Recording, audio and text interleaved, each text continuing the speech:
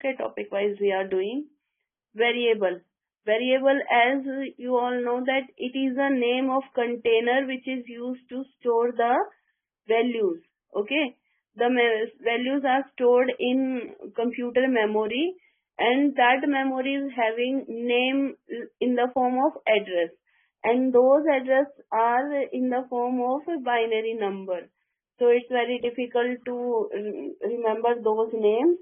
So we can give a nickname to those memory location, that is called variable. As its definition we can read from here, variable, a variable in a program is uniquely identified by a name. Means its name in that program is unique. It cannot be duplicate. Variable in Python refers to an object or an item or an element that is stored in memory. Anything which is stored in the memory, that is called object. Okay, इसको क्या बोलते हैं हम लोग? Object बोलते हैं, element बोलते हैं, जो भी डेटा मेमोरी के अंदर स्टोर होता है. मेमोरी के अंदर हम कितने टाइप की वैल्यूज को स्टोर कर सकते हैं? हम स्टोर कर सकते हैं स्ट्रिंग को. String you all know, characters. Okay, this is character and this is string. When more than one character is there, that is called string. And numerical data also we can store in the form of digits or any combination of alphanumeric like CD67. Okay, जैसे employ code होते हैं office में, AS4391. So this kind of data is called alphanumeric character. जैसे car की number plate होती है ना, DL4CH1231. तो ऐसे ये क्या हो जाता है? अल्फा न्यूमेरिकल डेटा हो जाता है. In Python we can use an assignment statement to create new variable and assign specific values to them.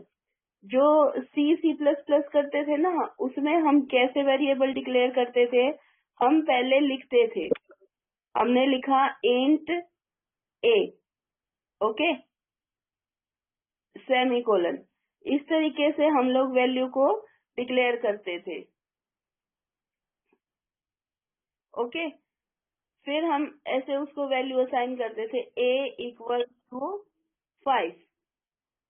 Okay, हमने ये यहाँ पे असाइनमेंट कर दिया. तो जो फर्स्ट लाइन है स्टूडेंट्स, ये क्या है? Declaration of the variable. Okay, और जो सेकेंड लाइन है ये क्या है? Assignment value to the variable. तो जो C++ है उसमें दोनों जो काम होते थे वो हम अलग अलग करते थे. First we have to declare, second we have to assign the value. या फिर हम डायरेक्टली डिक्लेरेशन और असाइनमेंट एक साथ भी कर सकते थे. जैसे हमने ऐसे लिख दिया इंट a = 5. तो यहाँ पे हमने क्या करा? वेरिएबल को डिक्लेयर भी कर दिया और उसको वैल्यू असाइन भी कर दी. ठीक है, तो ये डिक्लेरेशन और असाइनमेंट हमने दोनों एक साथ कर दिए. लेकिन जो पाइथन लैंग्वेज है, पाइथन लैंग्वेज में as we assign the value to a variable, it is automatically declared. हमें उसको पहले से डिक्लेयर करने की जरूरत नहीं है. हम उसको बस वैल्यू असाइन कर देंगे, जहां पे भी हमको रिक्वायरमेंट है उससे पहले उसकी वैल्यू असाइन कर देंगे और automatically that variable will got declared. Like gender m. ठीक है, ये एक कैरेक्टर टाइप का वेरिएबल है. मैसेज कीप स्माइलिंग, ये भी कैरेक्टर टाइप का वेरिएबल है.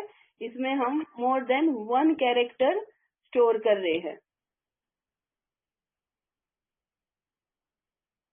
ओके, यहाँ पे हम क्या कर रहे हैं? More than 1 character. प्राइस 987.9, ये किस टाइप का हो गया? ये हो गया फ्लोटिंग वैल्यू. फ्लोटिंग वैल्यू क्या होती है? जिसमें डेसिमल में हम नंबर्स देते हैं. जब हम पहले C++ में या किसी और लैंग्वेज में वेरिएबल्स डिक्लेयर करते थे तो हमें उसका यहाँ पे डेटा टाइप डिक्लेयर करना पड़ता था. जैसे ये इंट है, इंट a, तो मतलब ये एक वेरिएबल डिक्लेयर हो गया जिसमें इंटीजर वैल्यू जाएगी. लेकिन पाइथन में ऐसा कुछ नहीं है, ठीक है। ये जो है ये हमें पाइथन में करने की नीड नहीं है। ओके,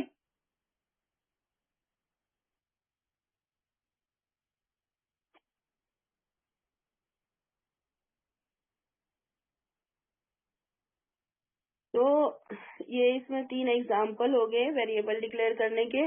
जैसे ही हम वेरिएबल डिक्लेयर करते हैं वैसे ही ऑटोमेटिकली उसका डाटा टाइप पाइथन खुद ही असाइन कर देता है कि जैसे प्राइस के अंदर हमने डेसिमल वैल्यू स्टोर करी है, तो this is floating type value variable and this is string type variable.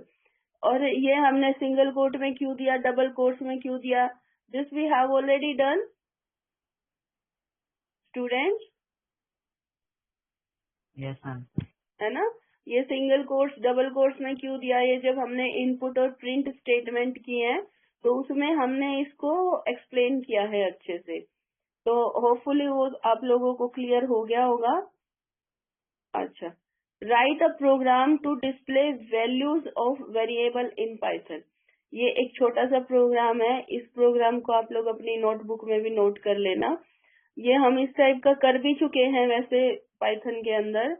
तो ये प्रोग्राम क्या करेगा, आपको यही जो तीनों वेरिएबल के अंदर आपने वैल्यू स्टोर करी है इसको डिस्प्ले करेगा। Okay, message equals to keep smiling, print message user number 101, print user number is user number।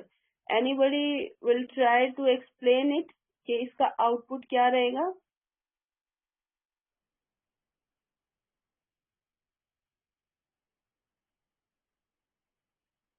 Students, कोई reply.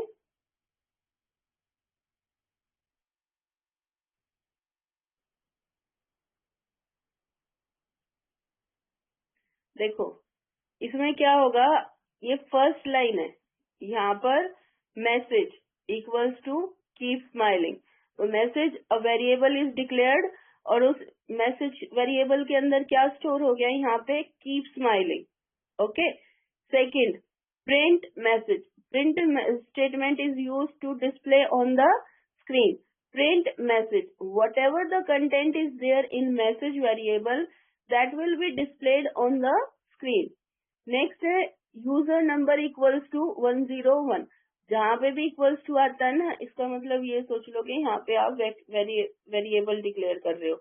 User number equals to 101, तो जो ये यूजर नंबर 101 है, यूजर नंबर वेरिएबल नेम है और उसके अंदर वैल्यू स्टोर हो गई 101। प्रिंट यूजर नंबर इज, ये देखो यूजर नंबर इज हमने इसको सिंगल कोट्स में डाल दिया। सिंगल कोट्स में डाल दिया मतलब ये एज इट इज डिस्प्ले हो जाएगा स्क्रीन पे। और उसके बाद है यूजर नंबर। अब ये जो है ये हमने दिया है यहाँ पे वेरिएबल नेम, है ना। तो जहाँ पे वेरिएबल नेम दे दिया वहाँ पे इसकी वैल्यू प्रिंट होगी। अगर हम सिंगल कोट या डबल कोट्स में कुछ दे देते हैं प्रिंट स्टेटमेंट में, then that content will be displayed as it is। अगर हम बिना सिंगल कोट्स के दे रहे हैं it means the value of that variable will be displayed। okay, so its output will be like this, keep smiling user number is 101। okay, अब यहाँ पे ये जो है ये कंटेंट में जो दे रखा है ये क्या है, ये इसकी एक्सप्लेनेशन है। ठीक है, सिंगल कोट डबल कोट ये सारा एक्सप्लेन कर रखा है। अच्छा, नेक्स्ट पॉइंट इज ये सिंगल कोट डबल कोट तो हम ऑलरेडी कर चुके हैं एक्सप्लेन, है ना। इसका हमने एक सेपरेट क्लास भी ले ली थी। अब variable declaration is implicit in Python.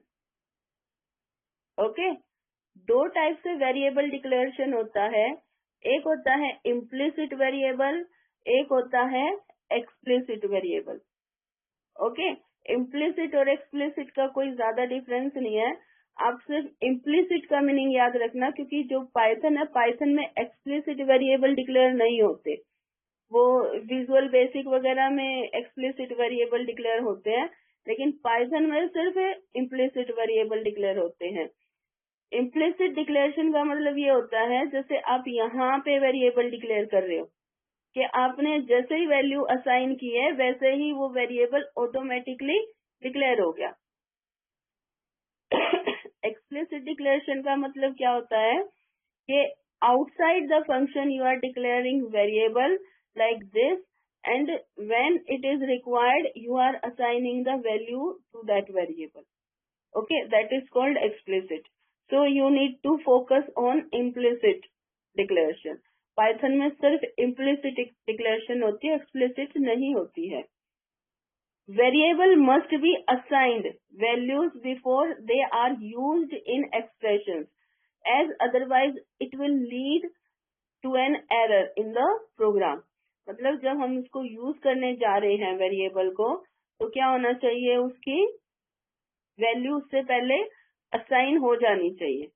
Okay, मैं अभी इसको जरा पाइथन में रन करके दिखा रही हूँ आप लोगों को।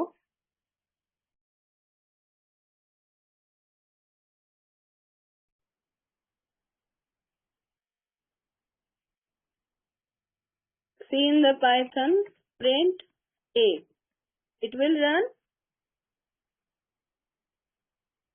Students, it will run or not? It will raise an error.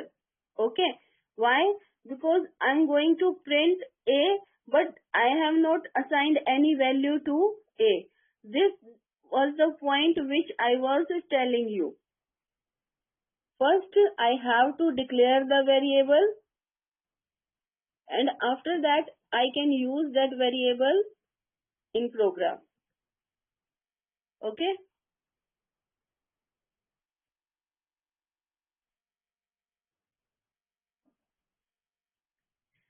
this was the point, that variable must always be assigned values before they are used in expressions, as otherwise it will lead to an error in the program. Wherever a variable name occurs in an expression, the interpreter replaces it with the value of that particular variable. Okay, no need to separately create or declare any variable.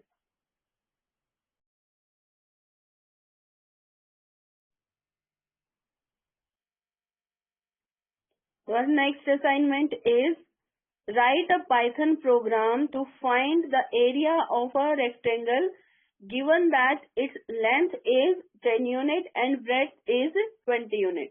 तो हम एक programme बनाएंगे. Yes, Deepika, any doubt is there? You can unmute yourself.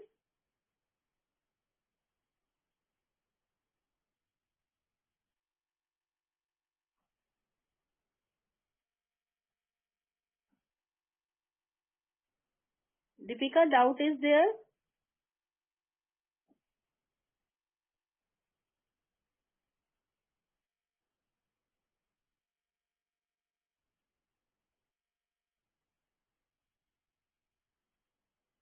First we will save the file.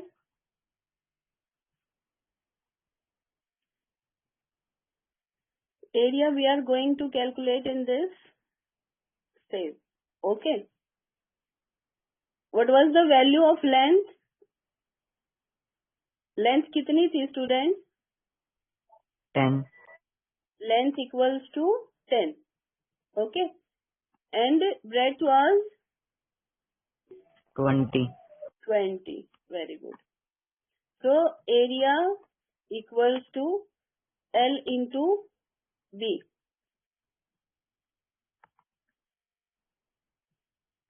Okay. Print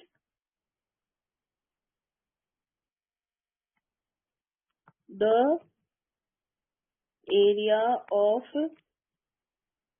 rectangle is area. Bracket close and run. You can see the area of rectangle is 200. Okay. There are many ways to solve the program. Like I'm not going to use a separate variable to calculate area. Directly here also I can write L into V. This will also run.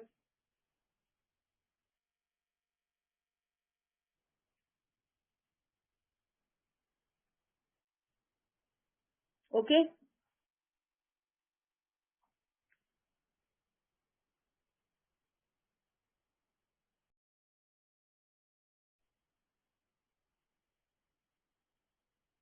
Our next topic is comments. Comments क्या होते हैं? When you are creating a program, तो ऐसा तो नहीं है ना कि उस प्रोग्राम को सिर्फ एक ही जना हैंडल करे. अब जब हम as a student when we are studying Python, we are creating our own program. So in that, no other person is involved. So we know that we are creating which variable for what purpose.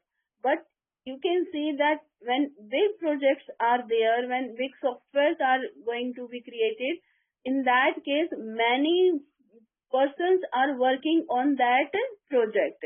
तो उस case में एक problem आती है कि आप किस variable को किस पर्पस के लिए ले रहे हैं. तो एक पर्सन ने डिक्लेयर किया है variable and many persons are using those variables.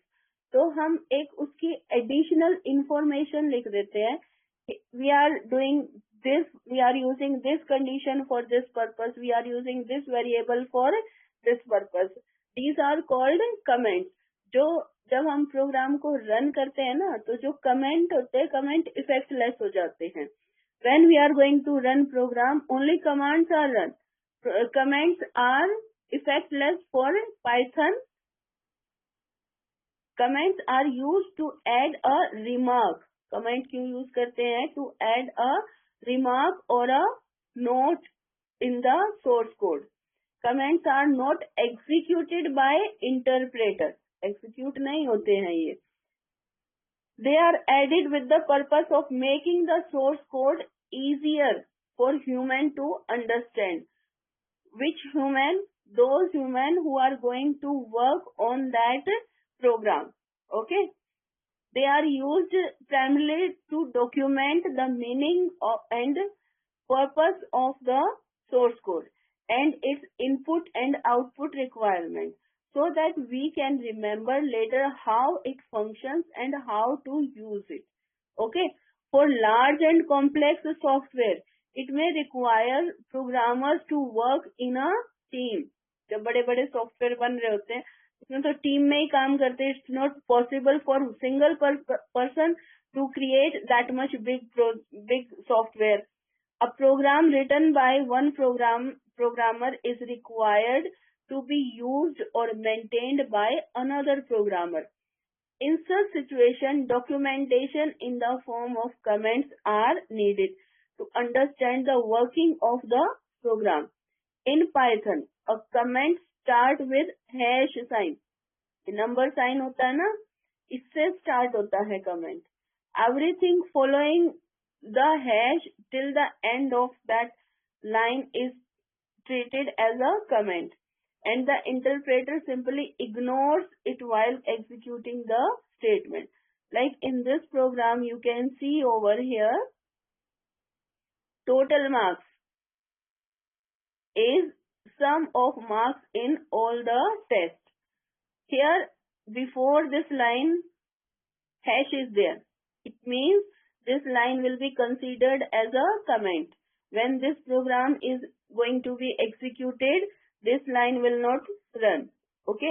In second line also you can see hash of mathematics.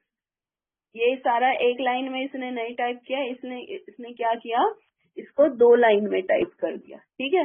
हर एक प्रोग्रामिंग लैंग्वेज में होते हैं कमेंट्स. ठीक है. किसी में जैसे स्लैश से हो जाता है. ठीक है. डबल स्लैश आप दे देते हैं. स्लैश स्टार C++ में होता था. ठीक है. तो उसमें इस तरीके से आप कमेंट्स देते थे. और पाइथन में आप कौन सा साइन यूज करते हैं? हैश साइन यूज करते हैं. कई बार क्या होता है students, when you are creating a program और आपका प्रोग्राम चल नहीं रहा होता, तो उस केस में अभी तो हम 10th क्लास में पाइथन कर रहे हैं, बहुत ही बिगिनिंग है, तो हमने इतने बड़े बड़े प्रोग्राम नहीं बनाए. But in some of the cases we have to create really big programmes.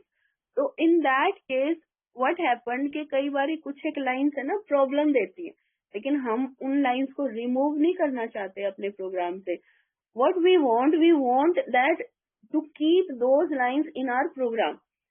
In that case also we can use comment. एक यूज तो ये है ही कमेंट का कि वो आपको उसका रिमार्क दे देते हैं कि जैसे कोई भी प्रोग्राम पढ़ेगा तो उसको देखने से पता चल जाएगा टोटल मार्क्स जो एक वेरिएबल है उसके अंदर आपने some of marks in all the test of mathematics आपने लिया है.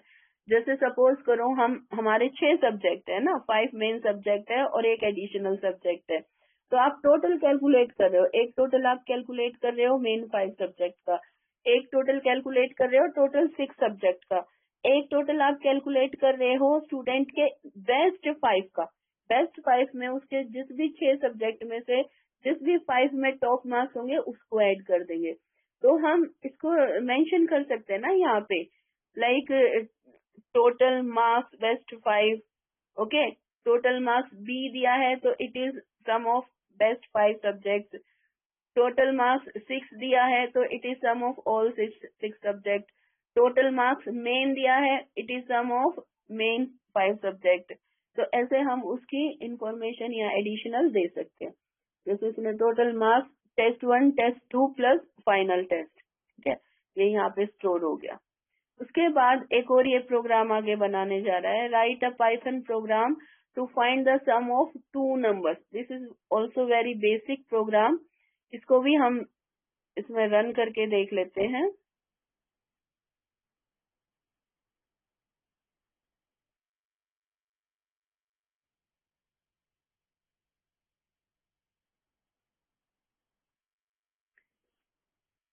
We have to calculate sum of 2 numbers, है ना students.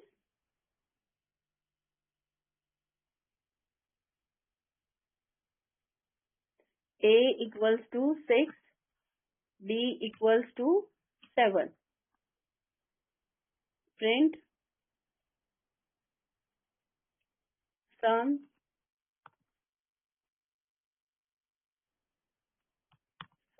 of 2 number is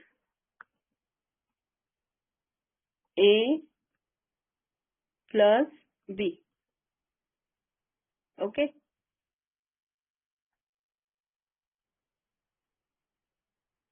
Here I will write the description of the program by using hash sign. This program is to calculate sum of 2 given numbers. Okay. Now I am going to run it. Okay. You can see again sum of 2 numbers is 13. तो ये मैंने इसमें क्या किया है, यहाँ पे एक कमेंट यूज कर लिया है. ओके, तो कमेंट कई बारी क्या होता है, सपोज करो मेरी इस लाइन में एरर आ रही है लेकिन मुझे इस लाइन को रखना भी है अपने प्रोग्राम में. ठीक है, तो मैं क्या करूंगी, यहाँ पे हैश साइन लगा दूंगी. Now this line will be considered as comment. तो ये लाइन रहेगी मेरे प्रोग्राम में लेकिन ये लाइन इफेक्टलेस हो जाएगी व्हाइल रनिंग द प्रोग्राम. तो कई बारी बहुत ही आगे जब आप 11th 12th में बनाएंगे बहुत लंबे लंबे प्रोग्राम होंगे, तो उस केस में अगर मान लो कोई ब्लॉक आपका नहीं चल रहा है, in that case what you can do, you can put hash sign in the beginning of those lines. so those lines will be treated as comment. Ma'am अभी रन नहीं होगा ना? ये रन होगा ये प्रोग्राम, इसमें कोई एरर नहीं है. This is error free. हो गया रन.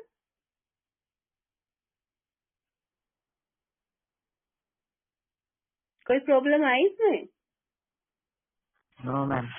हाँ, देखो रन होने का मतलब सिर्फ ये नहीं होता कि स्क्रीन पे कुछ आया है. ठीक है, जैसे जब हम इस प्रोग्राम को रन करेंगे तो स्क्रीन पे कुछ नहीं आ रहा, ब्लैंक आ रहा है. ठीक है, रन होने का मतलब ये नहीं है कि हम स्क्रीन पे ही कुछ डिस्प्ले कर रहे हैं.